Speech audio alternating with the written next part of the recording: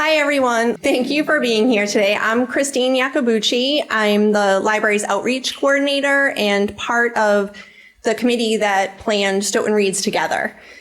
Today's presentation is part of Stoughton Reads Together.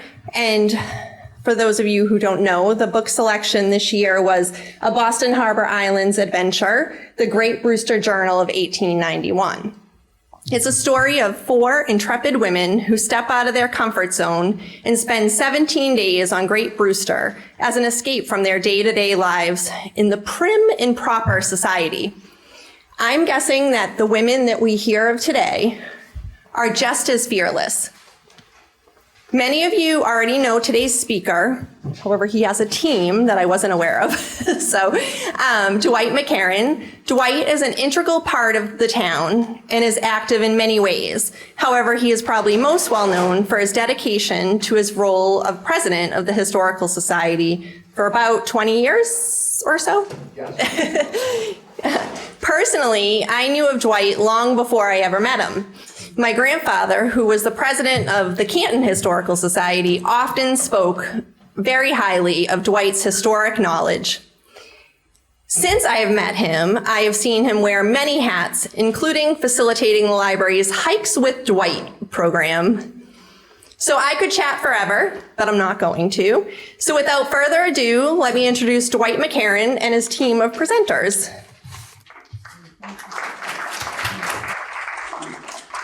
Thank you, Christine. This is Rich Pratt, one of the presenters, and John Milesevic, who's been an invaluable addition and put together the Capon part of the program. I want to say a few words about the Historical Society. We have free newsletters here, copy of Howard Hanson's expanded journal that we published, and this is a treasure that you can get for $30, David Lambert's book, which he's put a lot of blood, sweat, and tears into. The publisher gave us back some copies, so we're selling it for $30, and David will autograph them for you. Basically has all the births, deaths, marriages, church records, and other things up to 1850.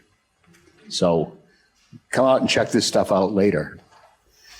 I'm beginning with some upcoming events at the Historical Society. We're going to do a program on historical signs in April. We've already put out about 25 of them. Some of you already came on our bus tour. We visited them several years ago.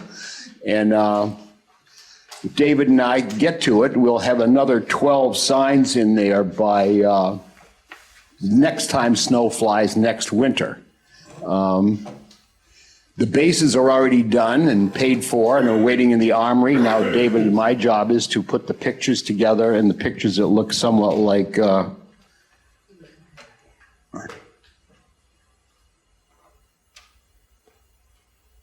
that.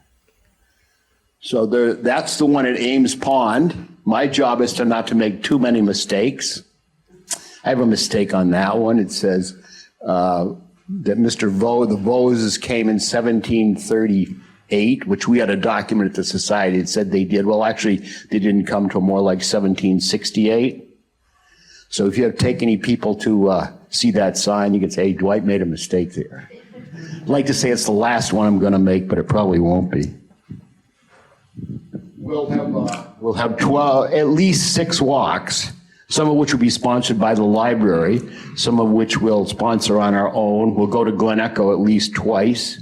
Exciting new discovery at Glen Echo because the other day I found a cellar hole.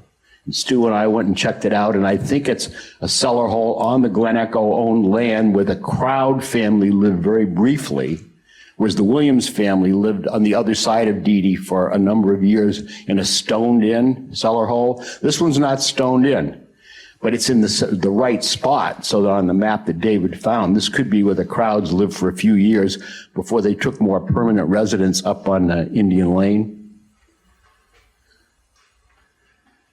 What occupies us here today? Will our volunteers who are here please stand? So this is part of our intrepid crew. Stu?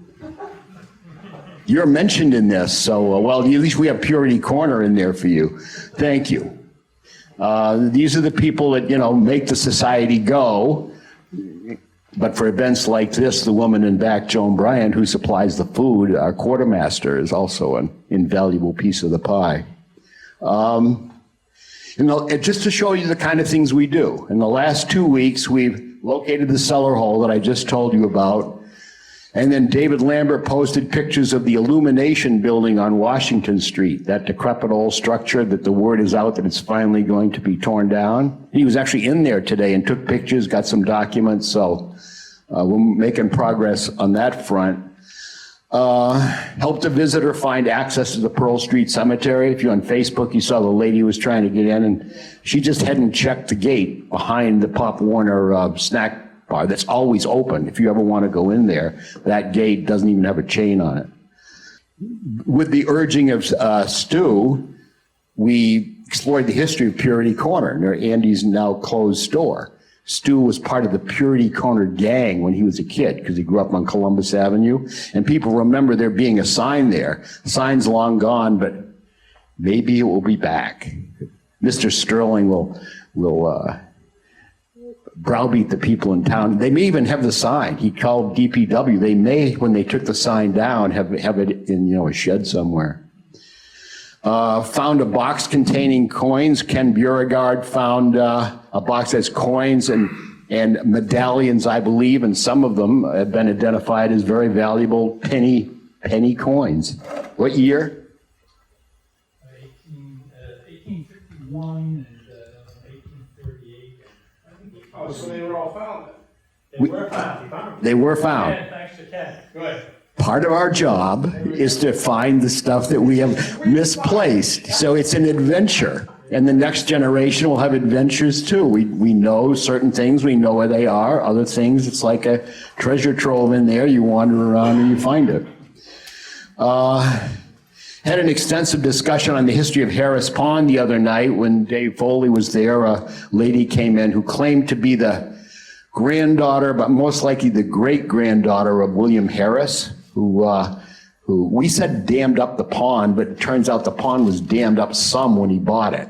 But Harris is the man who sponsored the Palilios when they came over, and so I still think of it as Harris Pond. It's Pinewood Lake on many of our modern maps. But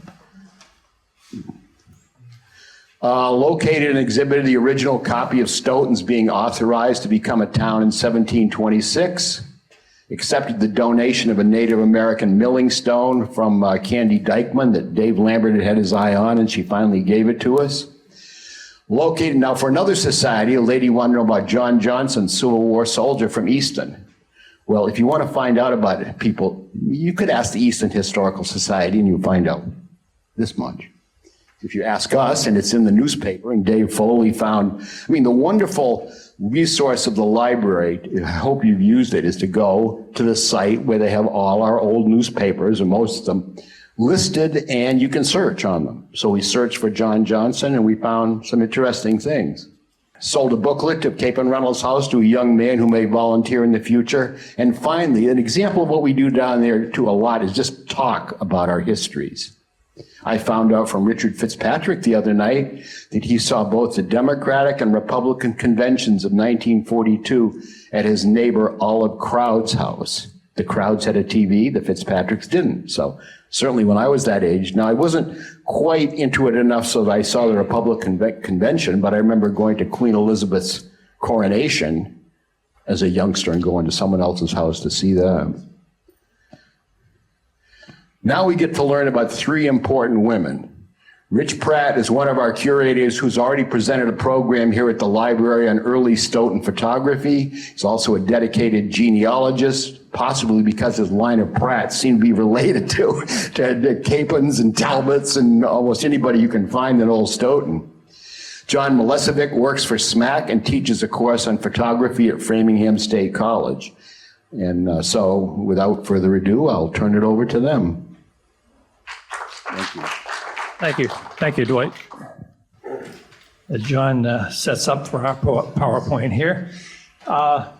As Dwight mentioned, there is a family relationship to the Capon women that I have. In fact, the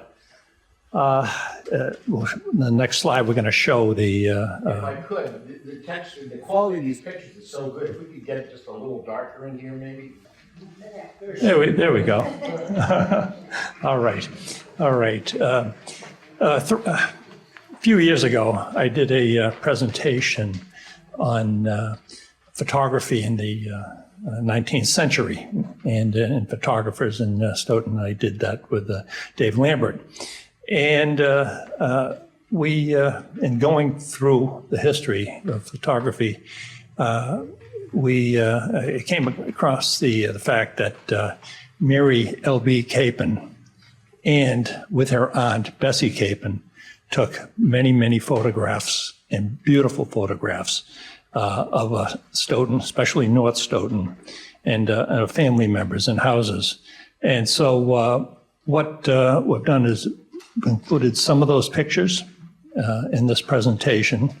And this presentation really is John's presentation. He put this together, and he's done a lot of research into the three ladies. And this first slide here shows the Capon, what is now the Capon Reynolds property, and that is Route 139 that goes to the right of the barn, and that's Pine Street that goes to the left. And that's the way it looked probably close to 150 years ago, I think. Before trolley cars. Yeah, oh yeah, before trolley cars. Yeah. And there's the three women in the Capon family tree that we're going to be talking about. And again, mainly John is going to be the one that discusses them. He's done the research. Bessie T. Capon was the daughter of Adam Capon. My relationship is to Adam's father, John Capon. And so actually Bessie is my first cousin 4 times removed. Yeah, I told you he was related. And as you can see, and actually Adam had 3 wives, 2 of them died. And so Bessie is descended from Bessie F. Tilson Capon. And Adam's first wife, Huldah Packard, had Jonathan and Capon, and who married Abigail Belcher, and they had Mary L.B. Capon. So she's a second cousin 3 times removed. And then down below, yeah. And then Mary, who married Franklin Reynolds, had Bertha Reynolds and Frank Reynolds. And those 3 ladies there are going to be the ones that we're going to be making the presentation on. So at this point, I'll turn it over to John. I did want to highlight where we're taking most of our information from. Interestingly enough, a lot of our sources on, especially regarding Bessie, she's quite obscure. She's even, Mary L.B. Capon is probably even more obscure. Bertha, not as obscure. So a lot of the information we get about Bessie, we actually get both her son, Mary L.B.'s son, Frank, wrote a book, basically an autobiography that you can't really find anywhere. It's called Through the Years to 70. And the Historical Society was nice and lent me a copy to take a peek at. And Richard was very helpful. He helped me locate a news article that Mary wrote for the now defunct Stoughton Sentinel. That's what it was called, right? The newspaper. And that was published in 1933, and it's all about Bessie. And then Bertha wrote a biography that I took some information from. So yeah, How many of you are from Stoughton? Does anyone here not, do you all live here? Does anyone not live in Stoughton? Okay, well, you're either from here or you live here now. I'm not from here, I'm from Waltham. But as Dwight mentioned, I work for Stoughton Media Access Corporation, and I'm here representing them today partially. My boss tasked me with producing a historical documentary, and she said, as long as it's about Stoughton, it can be about anything. And it's a small town, and I'm not from here, so I don't know a lot. Smack did a great documentary on the railway station. My boss said, well, why don't you check out this house? And I've seen it, I passed by it, she didn't know much about it. It just looked like an old house to me. Are you all familiar with this house? Yeah, you passed by it at the very least. And it was built in the 1850s, the original, the structure that stands today. The original structure, there wasn't a house that was there previously. It was torn down, and the vast majority of it was replaced with this house. So as I've been doing my research, I found out that there's a lot of very interesting people who lived in the house. The three people that we're going to talk about today all either were born there or grew up there, lived there at some point in their lives for an extended period. They didn't just come, briefly stay, and then leave. So that's, to me, what the significance of the house is. So we've got three photos here. Richard already showed us this photo around 1873, 1870s it was taken. You can see it was very different, the roads. This is a photo from Frank Reynolds, the son of one of the women. He took this photo because he was living in the house. I'm not sure until when, until he died, I think. 1975.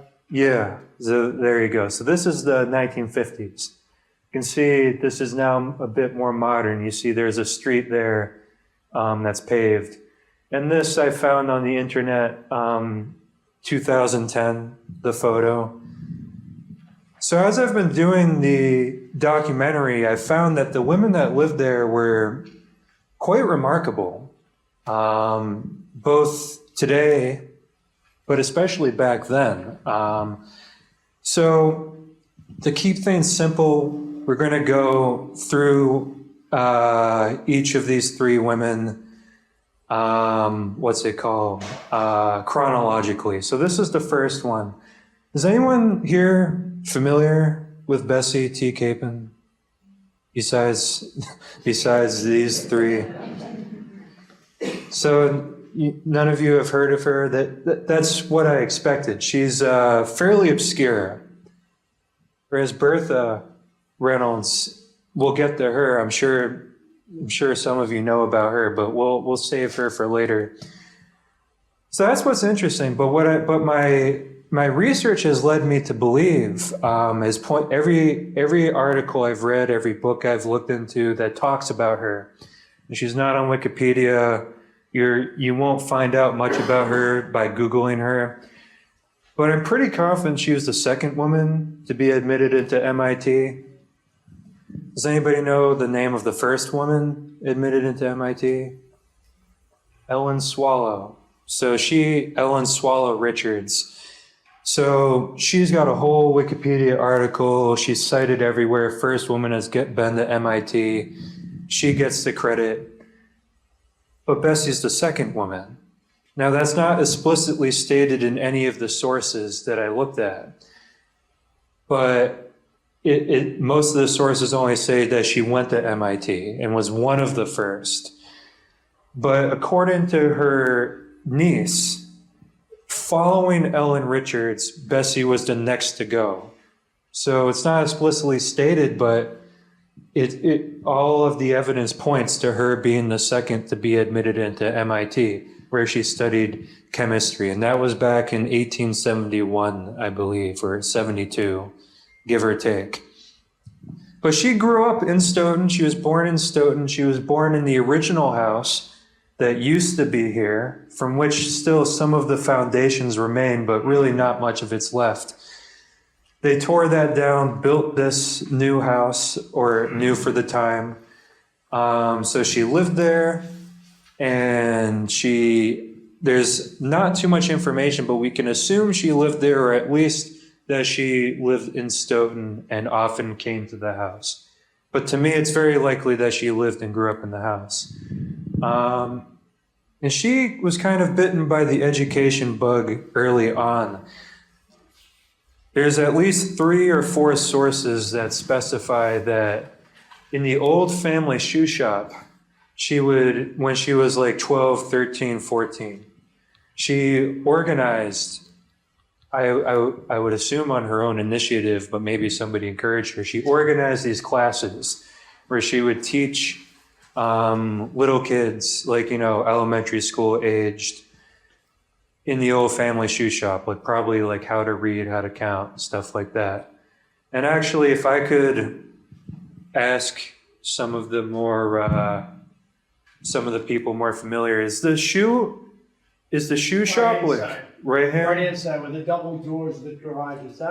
That part of the structure actually dates from 1757. That's the oldest Okay. part. That's why we put a flag on it 50 years ago. That's really cool. Obviously, they were. And the old house was down Pine Street, just a tad, it was actually on Pine Street. Okay. Tore down and moved up there. Okay, some of the sources say that they tore it down and built it on the site, but anyone who's done any research into history knows that sometimes the sources contradict each other. But there you have it. Thank you for the clarification. So she most likely taught right there back in the 1850s, maybe the very late 1840s. And so I'm doing a documentary on these people. I'm probably gonna take a trip out there and hopefully look inside the old shoe shop, and it'll be like stepping back in time. I can maybe imagine, like, I'm sure there weren't too many pupils of hers in this small shoe shop, but maybe like a dozen. And she charged 10 cents a week per child. She was well educated. Her half-brother had money and paid for her to go to an academy and later to a normal school, which is what it was known as at the time. Forget the name of it. Bridgewater. Oh, she went to Bridgewater, right. She went to Bridgewater State Normal School, now known today as the university. And she taught at a lot of institutions before applying to MIT. So she was in her 30s when she applied to MIT. So she was already fairly accomplished. She was already a professor. I believe she was already the head of a department. And she taught primarily in the 1860s, first at a school called the Shepherd School, but more extensively at the Boston Girls High School. And she went on to have a very distinguished academic career. Most notably, she headed the chemistry departments at Wellesley and Smith colleges. It should be said that these at the time were women's schools run for and made for women, and they were brand new. So when they founded these schools, I don't know if she applied, if they reached out to her. Unfortunately, we don't know too much, but she was selected to head these schools. So these are 2 photos. This is a laboratory at MIT about the 1870s, and this was the women's laboratory. So and this is a photo of Ellen Swallow Richards, who is much more well-known. A lot more people have heard of her. And like I said, she gets the credit for being the first woman. She was around the same age as Bessie, actually. So when the women were accepted, there was some pushback naturally. It was a pretty new school, Massachusetts Institute of Technology. But there were some who were very traditional, didn't think women should be allowed.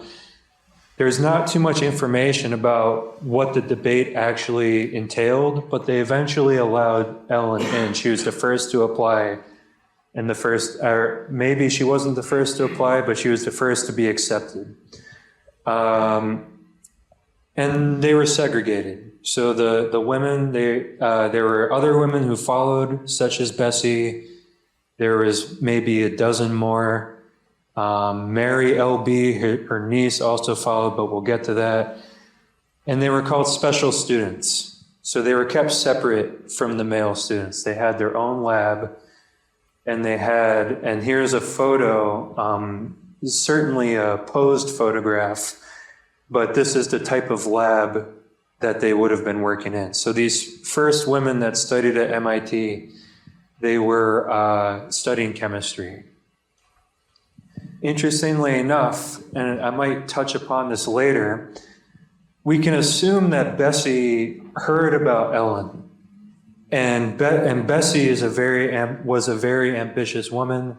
She probably thought, well, if they're letting Ellen into MIT, they might let me in too. And according to her aunt, who wrote about her, there was some opposition again. But because they had let in Ellen, despite saying, we don't want to set a precedence, this is just a one-time thing, they then let in Bessie. So Ellen did set a precedence. And they actually became friends. They shared an office, they traveled to Europe. They had to purchase scientific instruments and outfit their whole laboratory. There's a lot of interesting details regarding what it was like for them to start studying at MIT, but not enough time to go over all of it, unfortunately. But they were friends, which I think is really interesting. And one has to wonder what they talked about. They shared that they had that shared experience of being kind of marginalized and, in the words of her niece, grudgingly accepted into the school. So I'm sure they talked about that. That's, for me, that's what makes her the most interesting as somebody from Stoughton, that she was the second to go to MIT. But her school, she later went on to found this school. It goes by 1,000 different names. It might be called the Northampton School for Girls, Capon School for Girls. I've also seen the whole thing, Miss Bessie T. Capon School for Girls. I don't know which is like the accepted term, but the sources I go off of call it usually like this, Miss Capon School for Girls. So, there's a lot of interesting details about how she founded this school. She went into a partnership. The partner died. She took over the school. But long story short, she set up the school and molded it into her image. This was her baby. And it started off with this building here, which still stands today. It's called the Capon House. You might recall that Bessie was teaching at Smith, which is right next to this school. It's in Northampton. And she founded this school partially because she perceived this lack of preparation for many girls who were starting to go to college at the time. So she made what could be considered a finishing school to prepare girls for college, and most of them would later go on to study at Smith, which was mostly a girls' college. And she really put a lot of money and blood and sweat and tears into this school. So this is a drawing. It says there, the old campus about 1900. And it was pretty big. It was a pretty big school. And I was reading about it. Somebody whose ancestor went to the school found out about the school. It was listed in a 1915 handbook called The Best Private Schools in North America or something like that. So this was a big deal in its day. It's all but fallen into obscurity since then. Even people who go to Smith might not know much about it. But it was her baby, and she added a lot of buildings like a gym, they called it an infirmary, a bunch of dorm buildings.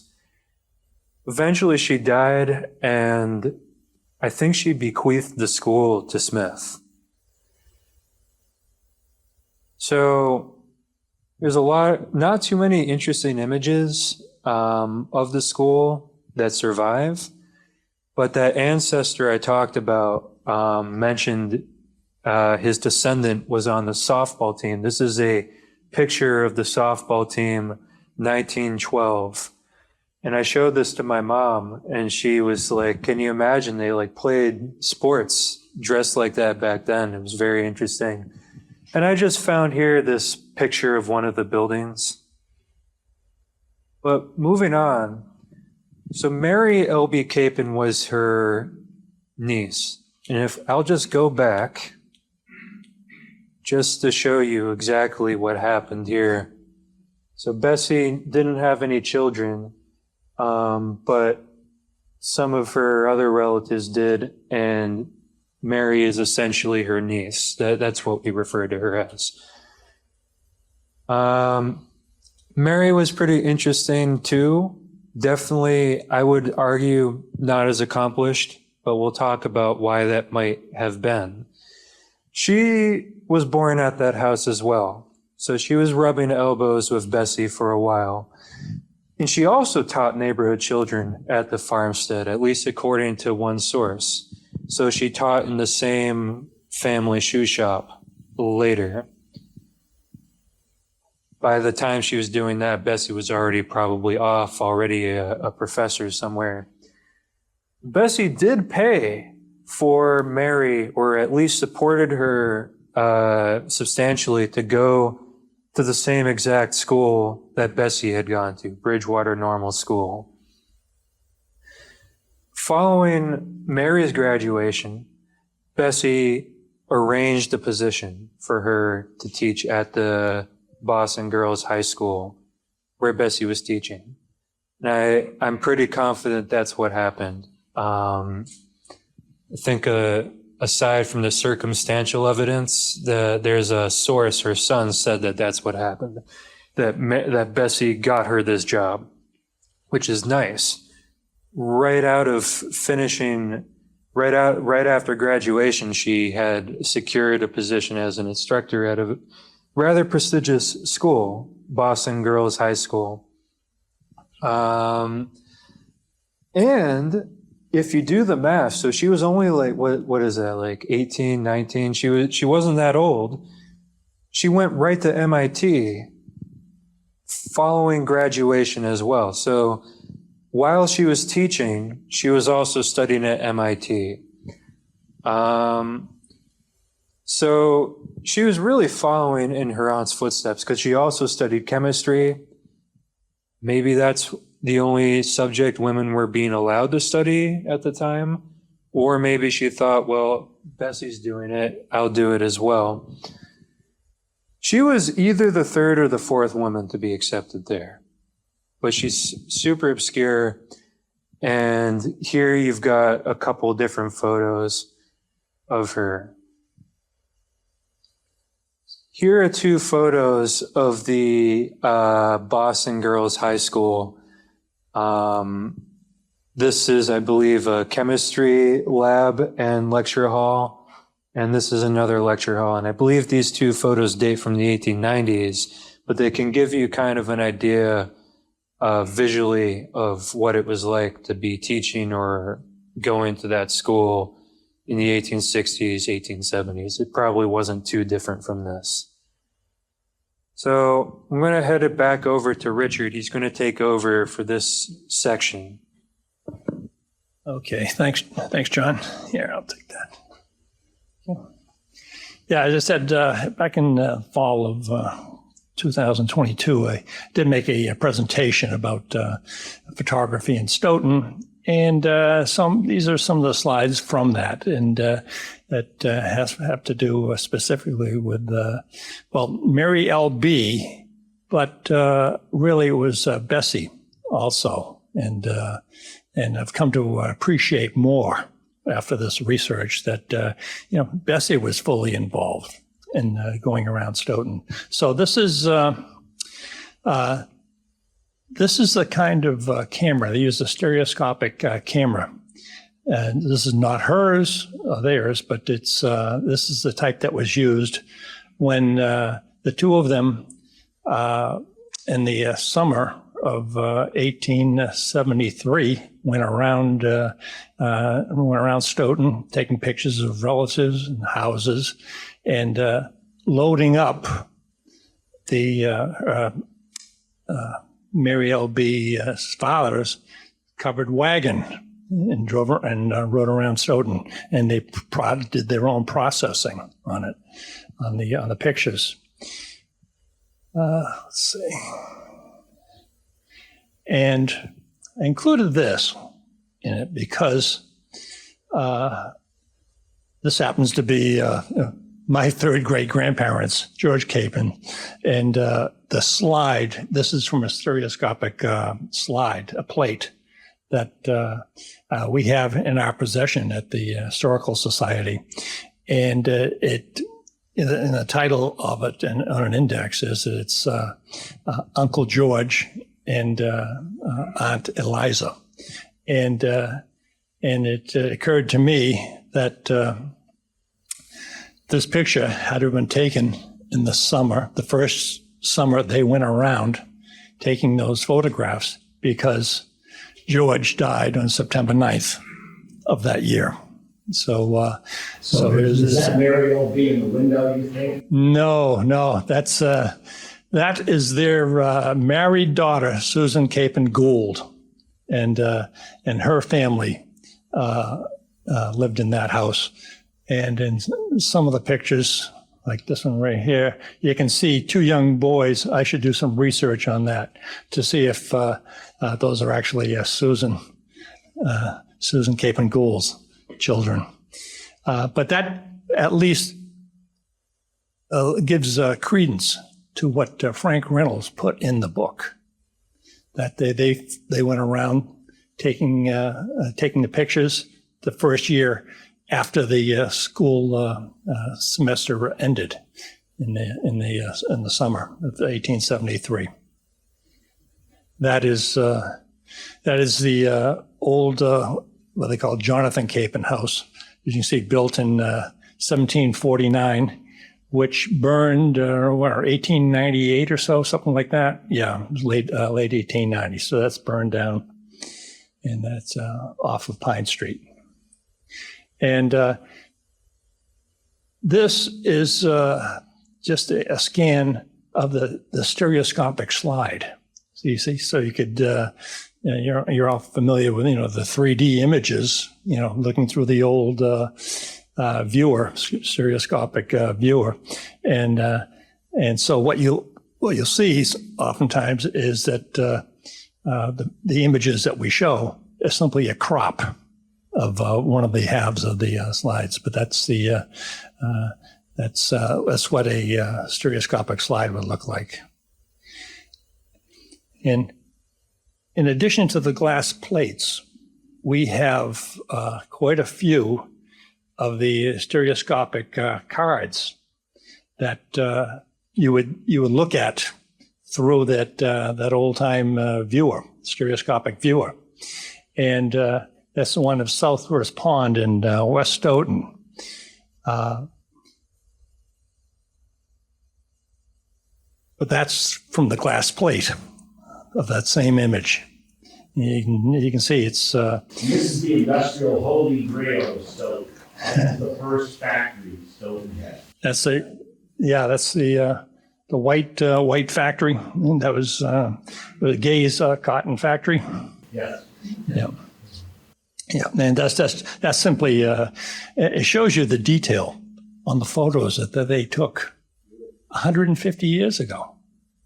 It's incredible. We're so lucky that we have those and they have been preserved, and that the Reynolds family, Capon Reynolds family, gave it to us, and we've been preserving them for all these years. And there's another one of their photos. It was taken right outside their house, and the spice wagon at the Capon House on Pleasant Street. That's I guess that's Route 139. They've taken down that hill, from what I understand, over the years. Yeah. It might be looking up at 139. You think that's? I don't know. No, your guess is as good as mine. They did lower the land there some too, but that's what it used to look like. Yeah. Yeah, just another photo in North Stoughton. He took pictures of the neighbors and the neighbors' homes. And that is Mary L.B.'s older sister, Martha, who, according to Frank Reynolds' book, contracted scarlet fever and became blind. And reading the Braille. Again, it gives you the idea of the clarity of those pictures that are 150 years old. Just another stereograph card, North Stoughton, with the Methodist Church in Page Street there. And just another photo of the old Jonathan Capon house there. And I will have to research that to see who those young boys may be. And if you just threw another one in, a package shop in Fred Snell's blacksmith shop in North Stoughton, and Dwight, something we were just talking about this. Picture we posted on Facebook of the huge garage, the trolley car garage that burned was at that site, which is if you're going down 139 just before you get to Page Street to go left, where the Dunkin' Donuts is. That's essentially where that was. And it was a huge trolley car barn that burned, and it burned that little blacksmith shop too. So another little slice of Stoughton history we've just learned. One of the many rabbit holes we go down.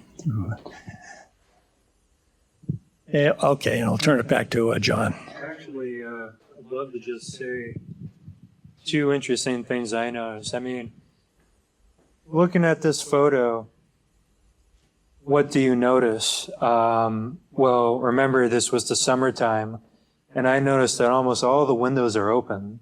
So that really just gives you an appreciation for, air conditioning and electric fans and stuff like that.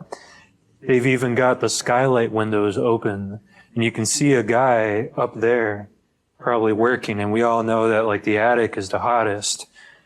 And then what I found really interesting too, I agree with Richard that I think this is one of the best photos, at least from a detail perspective.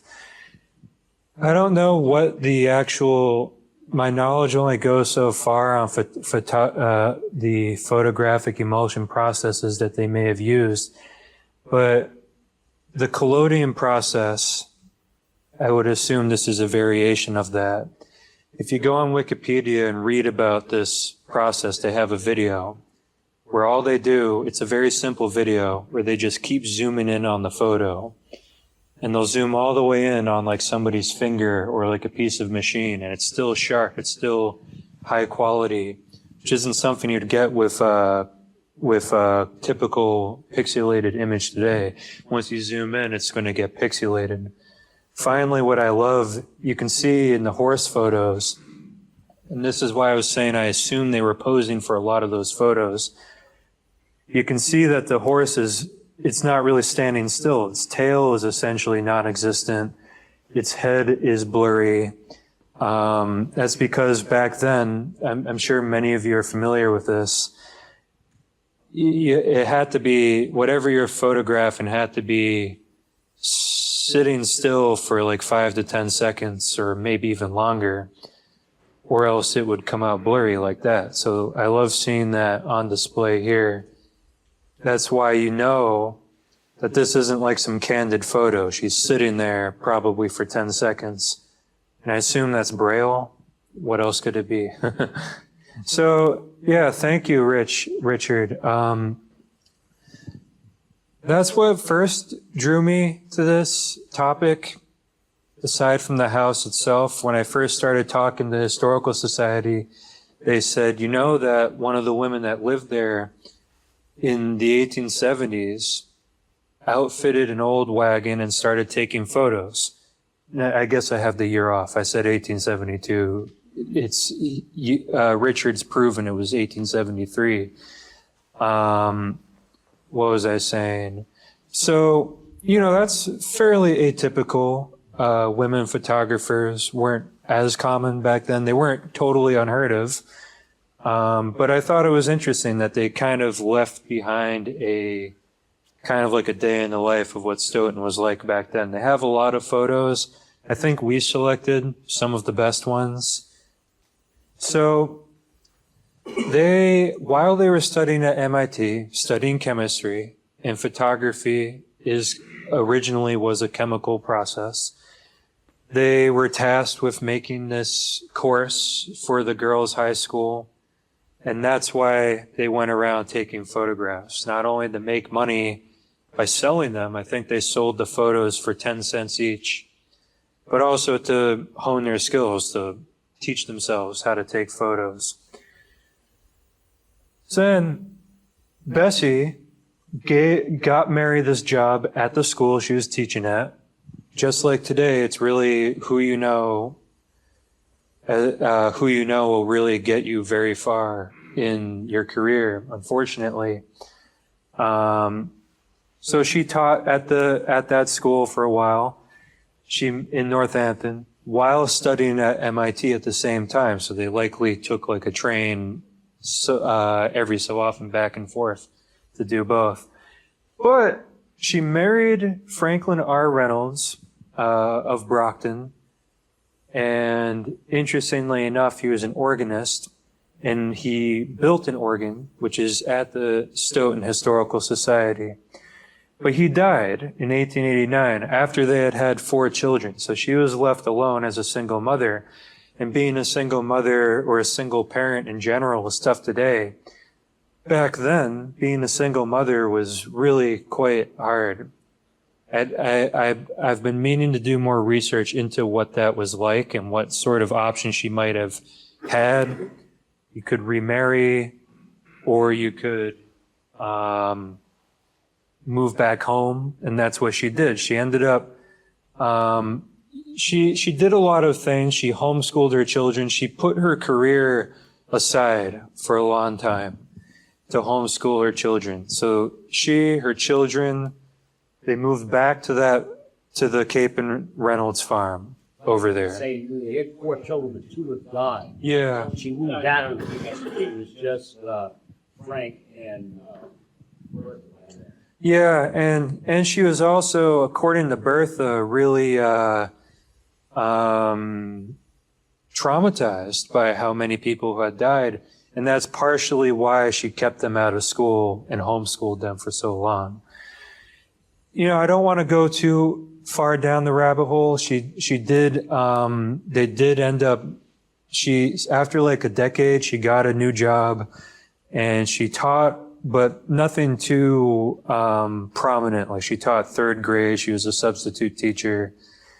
Here are a couple of the other schools she taught at. In Boston, she taught in Peabody. So she and her family moved to Peabody, then they moved to Boston. They ended up settling in Mission Hill.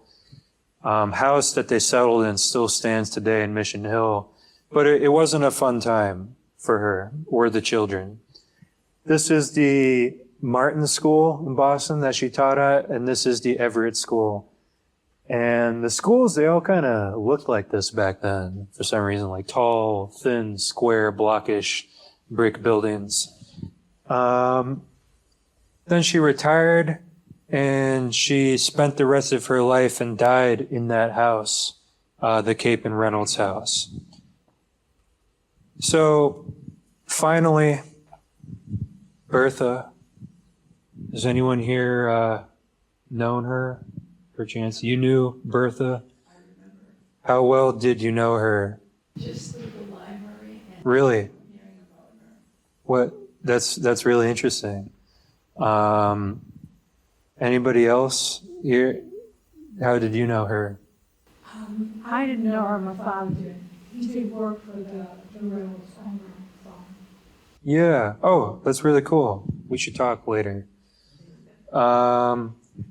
Anyone else know her? Know of her? David. When I was very young, it was back in 1976, like I said, she was titled the grandmother of Stoughton, Yeah. her 250th, so. She only died like 2 years. Yeah, I added that in when you told me about that. I think that's a really interesting moniker. So yeah, she's more familiar. A lot of people I've talked to actually knew her, which is really interesting when you're studying somebody. Nobody knew her aunt, of course, because she died so long ago, 105 years ago, actually. But a lot of people know of her, and she's pretty well known, you know. She has a Wikipedia article, which to me is important. There's a lot of works about her, a lot of books written about her, books she wrote. And she was you know, you may or may not know this in case you didn't. She was a sociologist. Her main shtick was that she thought that in order to treat people, you had to treat the symptoms of society first. I think the way she said it, the euphemism she used was, her metaphor was, if people are on a sinking ship, would you rather try to stop the ship from sinking, or are you trying to like set up lawn chairs to make people more comfortable as the ship is sinking? So she was born in 1885, not at the house, but in Brockton. Then later she moved to the house. So she did live in that house. I believe she died in the house. She lived there on and off for a great deal of her life, in addition to growing up there. Guess who paid for her schooling? It was also her aunt. Paid for her to go first to the Capon School for girls, and then I believe paid for her to go to Smith. So if it wasn't for Bessie, then her career would have never taken off. So she's interesting, fairly well known, the least obscure out of all the people we've talked about. So just to kind of wrap up for today, did you pick up any patterns as we were going over this? I mentioned it, I kind of brought the cat out of the bag. As I was researching this, I noticed this pattern. One, just like today, it's really hard to go to pay your own way through school. Most of the time, your parents or your family supports you, and that's just, that's how it's been for thousands of years. It's hard to start from scratch. There are people who do it. I know a few people who've paid their own way through school, but back then I think it was even much harder to do something like that. So that's one pattern. That first, Bessie, she had a benevolent benefactor. And Bessie paid for Mary to go to school, same school, and Bessie hooked Mary up, gave her a couple jobs, teaching positions that she probably would not have been able to get otherwise, at least as easily. Bessie also paid for Bertha to go to school. So that's what I've noticed. And actually, according to Mary, who wrote about her aunt later, and she was very much in awe of her aunt, very grateful for her aunt for paying for her school, and she was very humble about it as well. She wrote that Bessie didn't just do this for these two women. She did it for a lot of women, inside and outside the family. And if you want, pull out your phone and Google, has anyone heard of Ruth G. Capon? Any chance? She also has a Wikipedia article, and it's not specifically stated in any of the sources we found, but Richard and I looked into it, and this woman, Ruth Capon, we found out how related she was to Bessie and the rest. She also went to Smith. I think she might have gone to Bridgewater. It's almost certain that Bessie also paid for Ruth, who became fairly successful, to go. She paid for her education as well. What I meant to get at was that Mary said that Bessie did this for at least 50 other girls that they know of outside of the family. So we can guess, like, it could have been like 100 different women that Bessie mentored one way or another, either financially or emotionally or both. So I found that to be a really interesting thing, interesting fact. And that makes me think. That made me think about, well, what motivated her to do that? She really went out of her way. And in fact, her life's work was to educate women. She founded this whole school for girls. And she never really supported men either. Like, I don't want to go all the way back, but her brother, Frank Reynolds, which some of you might have also met, interestingly enough, he didn't mention like any support from her. She was mostly focusing on girls and women. So I'm thinking she probably understood that they were not a underclass, but second-class citizens. If you put into perspective the 19th century and what the time was like back then, this was a time when women were really starting to get going as far as becoming equal members of society. You have the first female doctor, the first female lawyer, the first, there's other things too.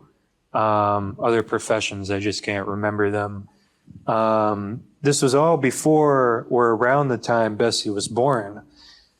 So there was this context, this background, this historical context that a lot of women were kind of starting to get their fingers into society, especially male-dominated spheres.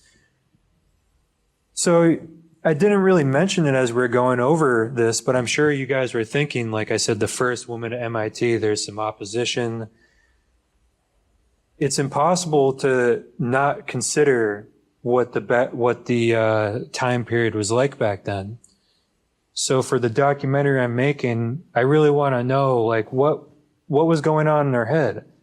A lot of the sources written by her, by the brother of Bertha, they kind of just pass over it. They say, well, there was some opposition, but then they were let in.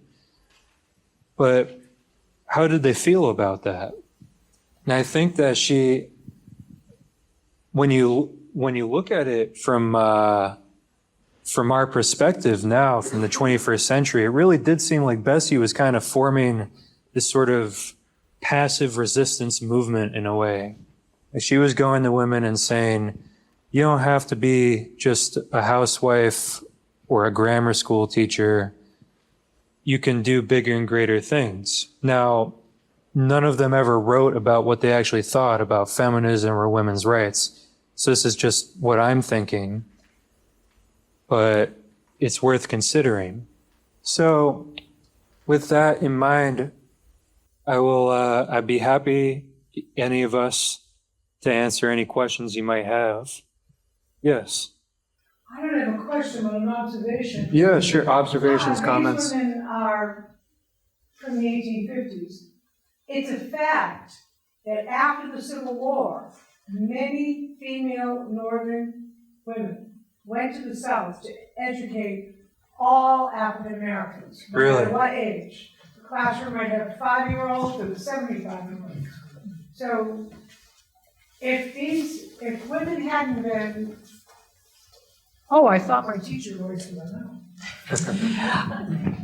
If northern women, because there seemed to be a real dichotomy between the North and the South, but in the 1850s, you see more women going into teaching.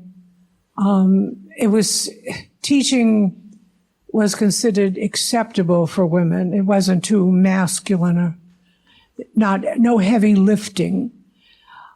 But if those women hadn't done that after the Civil War in 1865, those hundreds of women who went to the South to educate the African American population, the former slaves, that might not have happened.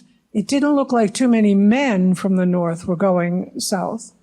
It was basically a women's movement to make sure those folks became literate. If we have time, we may get to Stoughton's woman who went down south and taught, as you just said, taught things like Elmer.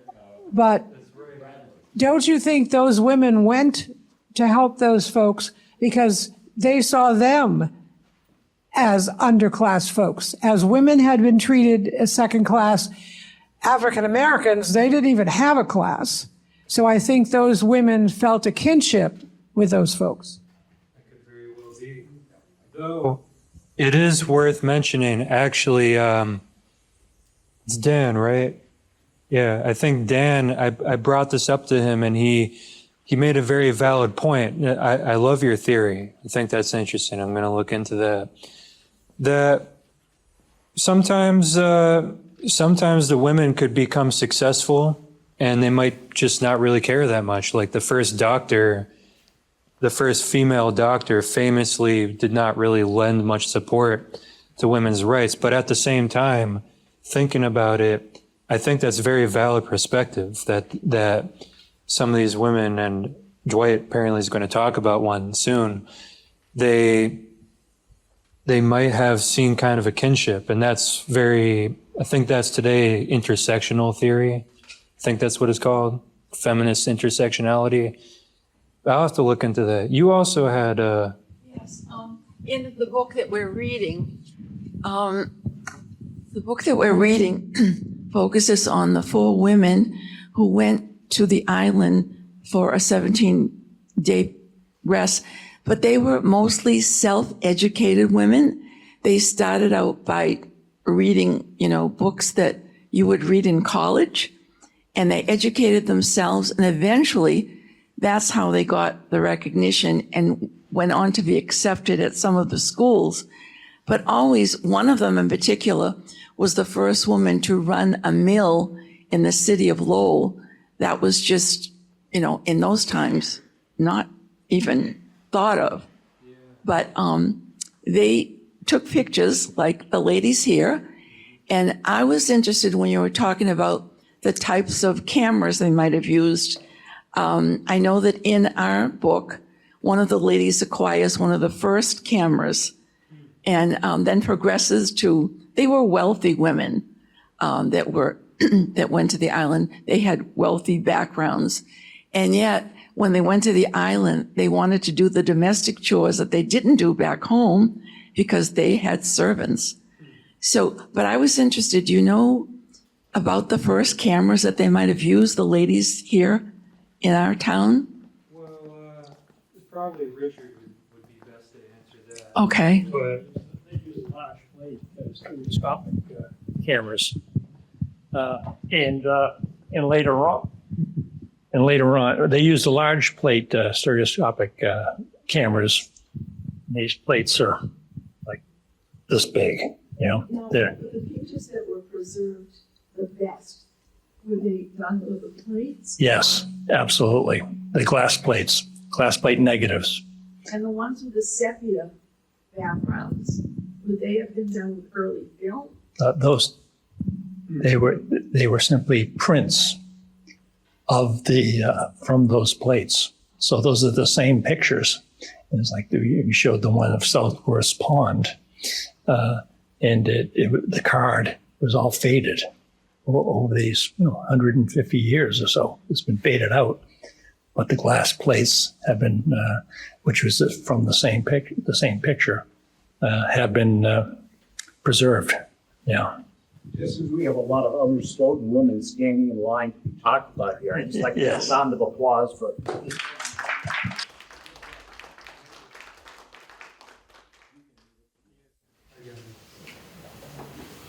But they are incredible women, and Bertha deserves a whole talk of her own. This morning I found a picture of a letter that Felix Frankfurter had written to her in response to a question she had posed to him.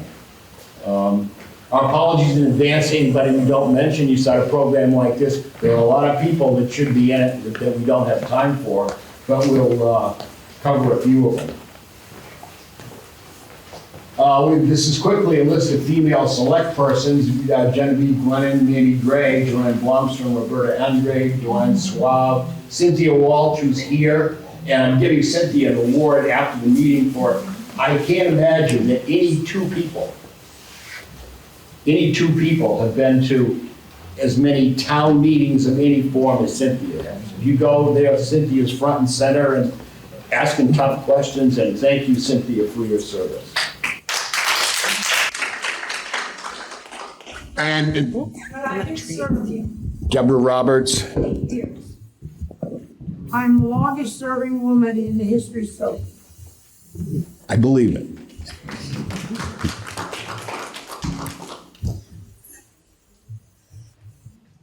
A couple important librarians, since we're here in the library. Amelia Clifton was very important in the Historical Society too, our secretary. Ann Pedersen did a lot both for the library and for us. And then for all the years that Pat Basler was here, she and the Historical Society interacted very productively. So these are three important people.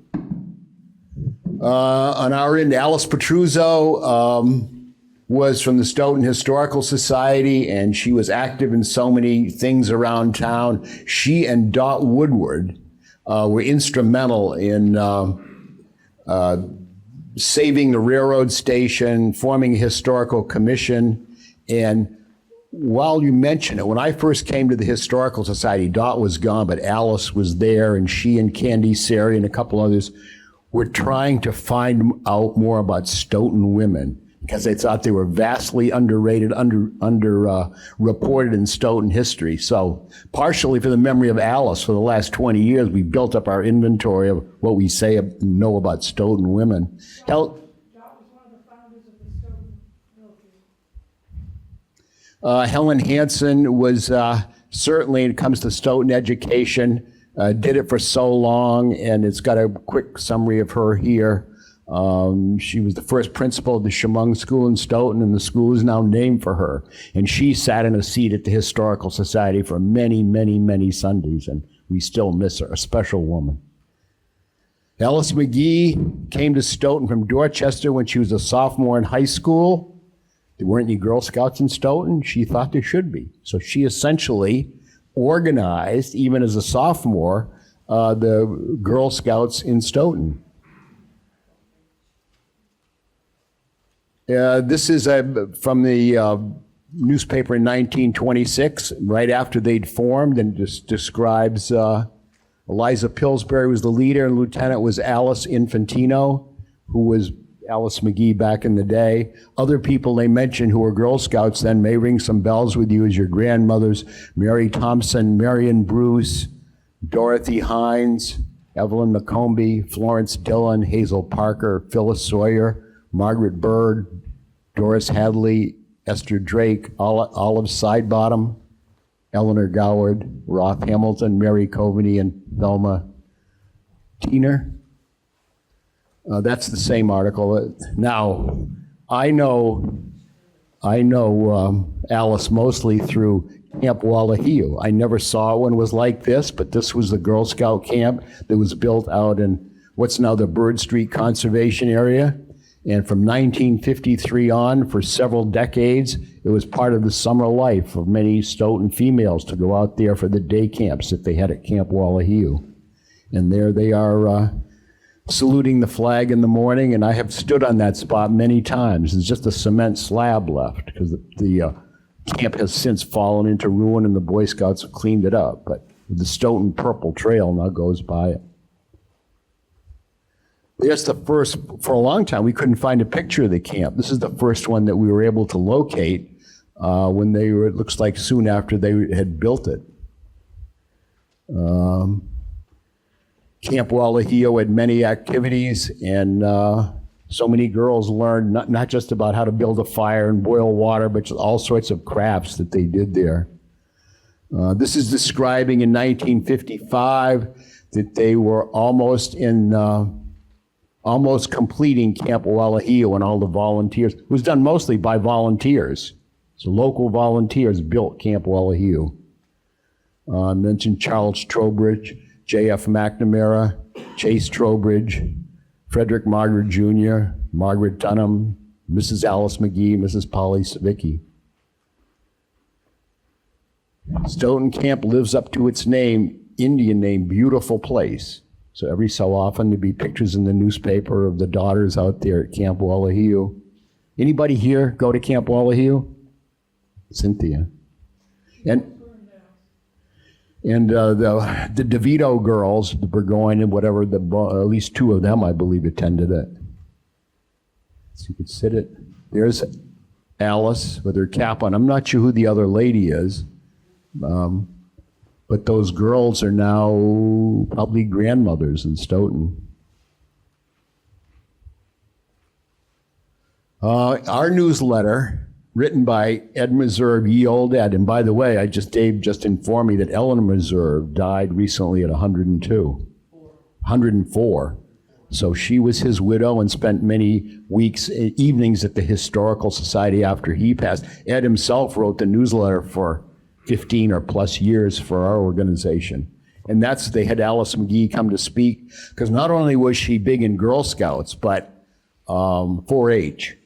Probably put as much time in 4-H. You remember anything you learned from that or did? Animals or? And it mentions that, so they came to the society, she gave a presentation, and also were models Linda and Alenia Siegel, Nancy Freeman, and Ad Podgorski wearing their creations. But Alice had to do the program in a hurry because she had another commitment that night to come down here to the library. Here's the Girl Scouts visiting Washington in 1963. There's Alice putting the Curve Bar Award on Sandra Christopoulos, Muriel Hurling, Sharon Hill, Ann Foster. Before Camp Wallahio was built, they just went out to Stoughton Fish and Game and sort of had that area and had day camp without their own structure. And this is them in 53 raising the flag, hand washing. Alice was honored along the way, fortunately many times later in her career, for all the work that she had done with the Girl Scouts and 4-H.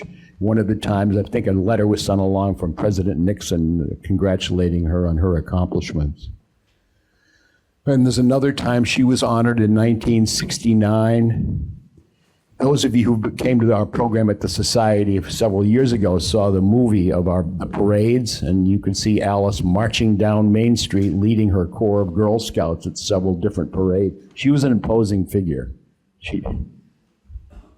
Here she is receiving an award in a corsage from Mrs. Lewis Dunham at the testimonial in her honor, while Earl McCann, Master of Ceremonies and Chairman of the Stoughton Board of Selectmen, looks on in 1969. Then, up from our newsletter 45 years ago now, Alice McGee's daughter-in-law, granddaughter, and great-grandson showed up, Lois, Charlene, and Jeff McGee. We showed them the parade movies, and we talked sometime afterwards. We found out then that Alice made money from many trips abroad by selling baked goods at places like the Brockton Fair, entering baking contests. The other workers at Brockton Fair liked to buy her meatloaf sandwiches. She organized foreign travel expeditions and would receive a discount for that.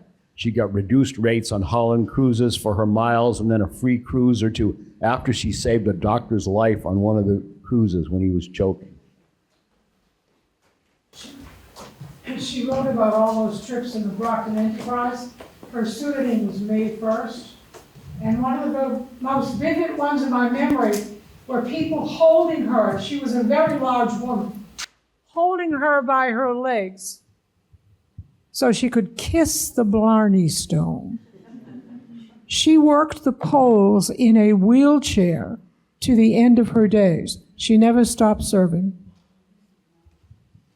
Yeah, there are people, I've said it a couple times at the society, there are some people we identify in Stoughton as great men, great contributors, certainly Forrest Bird at the top of it in terms of intelligence, but other people served the way Alice did and the way Josephine Crawford did.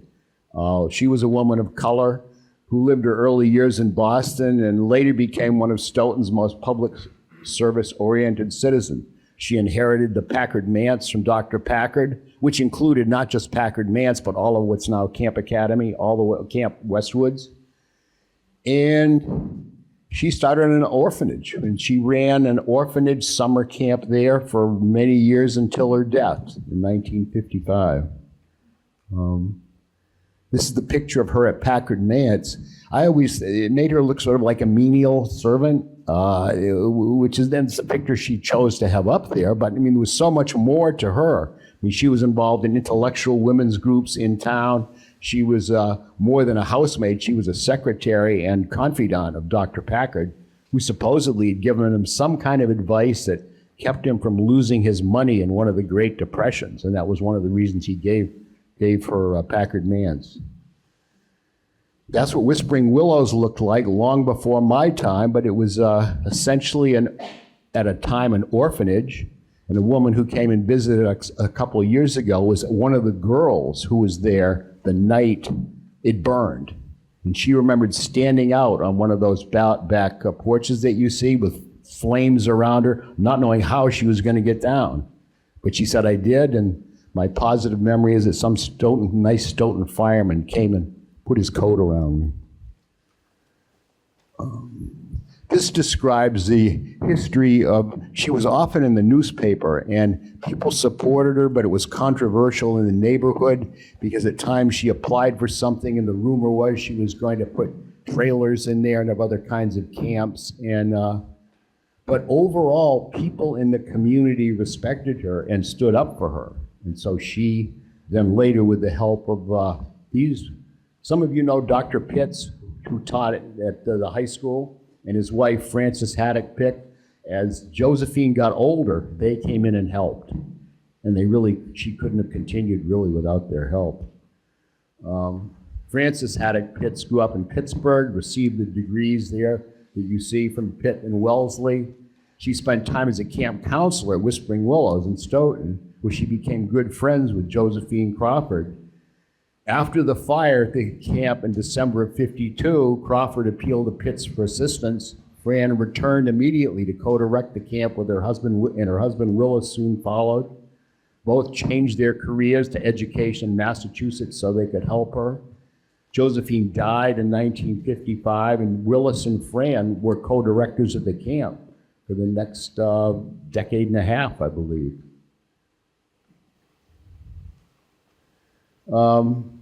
I'm not sure I can, so that's what I have on Josephine Crawford. She deserves a lot more, but we have done programs for her at the Society.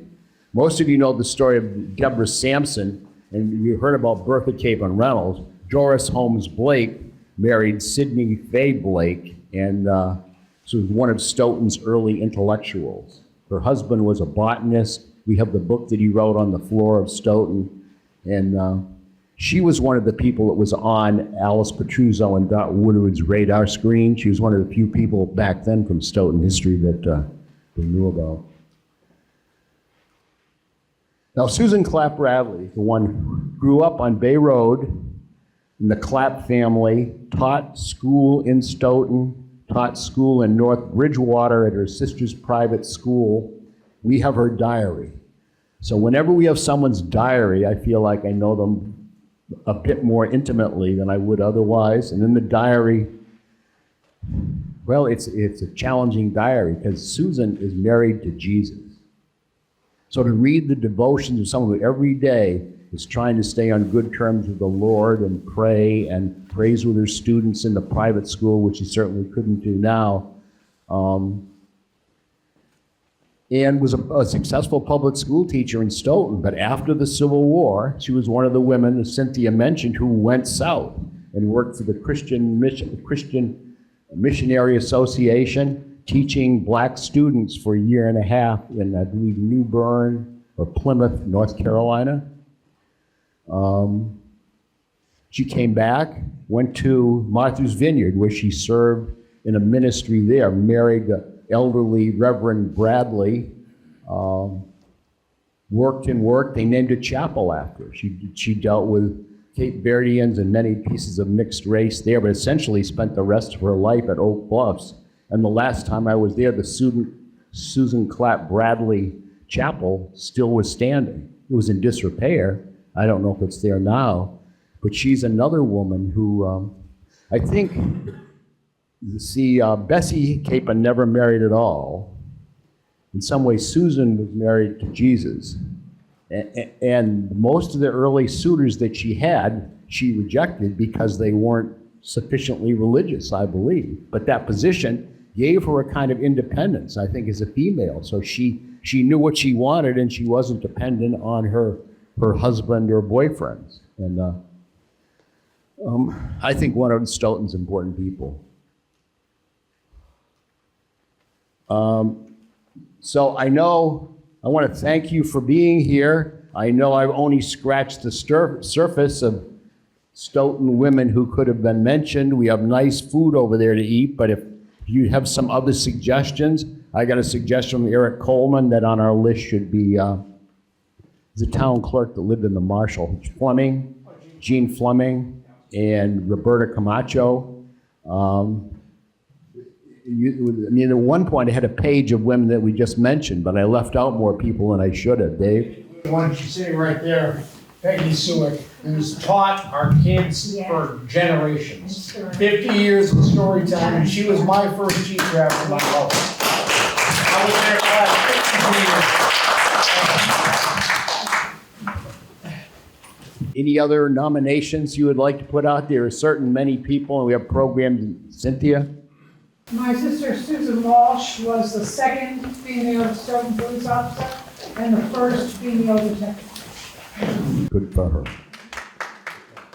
Donna McNamara? Yes, and I had a thing further down where I listed some early Stoughton police officers, which included your sister, but then we're going to put the current Stoughton police emails and the current fire people, so I left that off. Yes? Sharon Franklin. Who? Sharon Fradkin. Just died recently. She for years was on the women's League for Women Voters, part of the campaign for the kids with voting.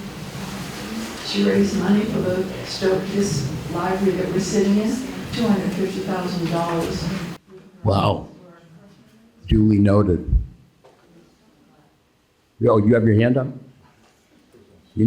Dan? That woman I mentioned, Leona Benoit, do you remember her, Peggy Cynthia? She was an activist against the Vietnam War, and she organized anti-graft. Oh, she was an activist against the Second World War. Right. She campaigned against the atomic bomb. Yep. She used to march in front of the Universalist Church.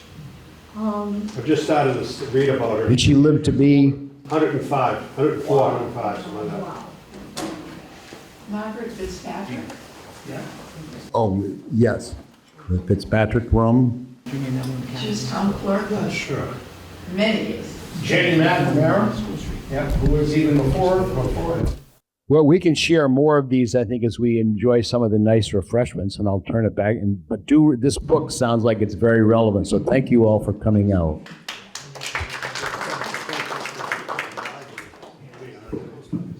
Sorry. I just wanted to thank everyone for coming, and Dwight kind of stole my words. I was going to encourage everybody to check out the book, and on your seat, you'll have found a brochure. Today was our first in-person program for Stoughton Reads Together, but there's about 19 more for all ages. So, and downstairs you can actually find the book right by the circulation desk on the first floor. So thank you guys so much for coming. And like Dwight said, there's refreshments and you can chat and enjoy the afternoon.